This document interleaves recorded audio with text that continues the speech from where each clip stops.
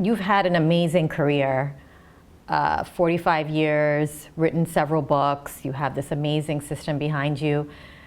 Tell us some of the greatest career advice that you've received over the years.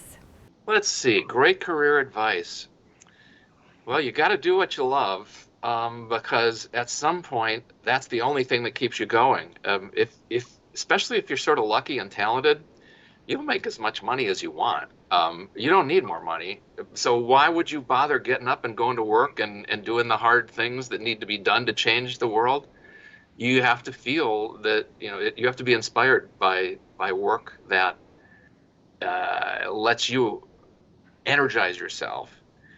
And I know that's sort of theoretical, impractical to most people, but I know your program is for senior executives, and my guess is most of you are good enough to make plenty of money and retire and ride private jets when you need to. That isn't what keeps most good people energized when they're in their 70s and 80s. I just had my 70th birthday. I am still fired up by what I'm committed to doing. Another piece of career advice, have people around you who share your values.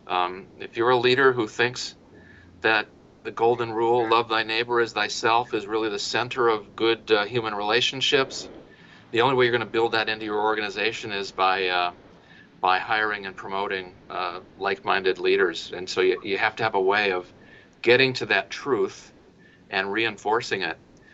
I use a practical example at Bain that I think is brilliant, that we have our teams evaluate their leaders, and those evaluations don't decide who gets promoted, but they do decide who's eligible to get promoted.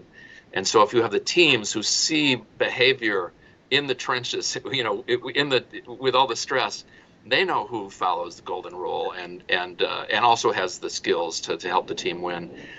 You have to give them a reliable, safe way to comment on that, and not just as a way to help coach leaders to be better, but I think it's also got to have the hard rule. I don't want people leading. I don't want people in positions of power and authority in my organization, especially if I'm global and I don't know everyone anymore. I have to rely on a systematized voice and vote from my teams that gets the right people into these positions. And maybe for big businesses, that's the most important advice you can have.